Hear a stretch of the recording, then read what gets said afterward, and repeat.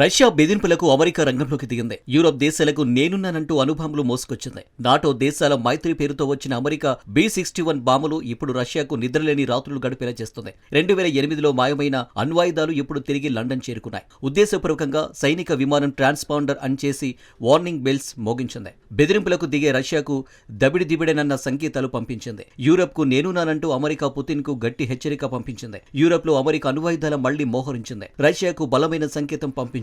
2008 తర్వాత తొలిసారి అమెరికా యూకేలో తన అణ్వాయుధాలను మళ్లీ సిద్ధం చేసింది. యూరప్ భద్రత కోసం అమెరికా పూర్తి స్థాయిలో బలంగా నిలబడిందనే సంకేతంగా దీన్ని భావిస్తున్నారు. జూలై 16న న్యూ మెక్సికోలోని కిట్లాండ్ ఎయిర్ ఫోర్స్ బేస్ నుంచి అమెరికా సైనిక విమానం ఒకటి యూకేలోని లేకెన్ హీత్ ఎయిర్ బేస్ కు చేరుకుంది.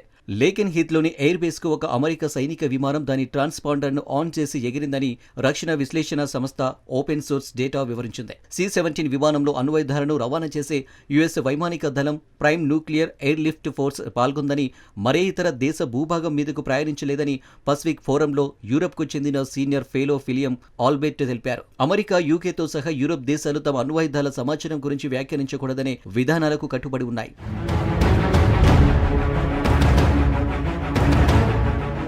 ఈ విమానంలో అమెరికా కొత్త తరం అణుబాంబులు B-61-12 ఉన్నట్లు నిపుణులు చెబుతున్నారు. అమెరికా వైమానిక దళానికి చెందిన ప్రత్యేక అణ్వాయుధ రవాణా బృందం ఈ పని నిర్వహించింది. ఈ బాంబులు యుద్ధంలో ఉపయోగించబడే ముందు అమెరికా అధ్యక్షుడి ప్రత్యేక అనుమతి తప్పనిసరి. ఇవి చిన్న పేలుడు శక్తి నుంచి పెద్ద శక్తి వరకు రూపాంతరం చెందుతాయి. ఈ చర్య వెనుక ఉద్దేశం యూరప్ లో నాటో బలగాలను, మిత్ర దేశాలను రక్షించేందుకు అమెరికా సిద్ధంగా ఉందని సంకేతాలను రష్యాకు పంపించడమే. అమెరికా, బ్రిటన్ ప్రభుత్వాలు దీనిపై అధికారికంగా వ్యాఖ్యానించలేదు.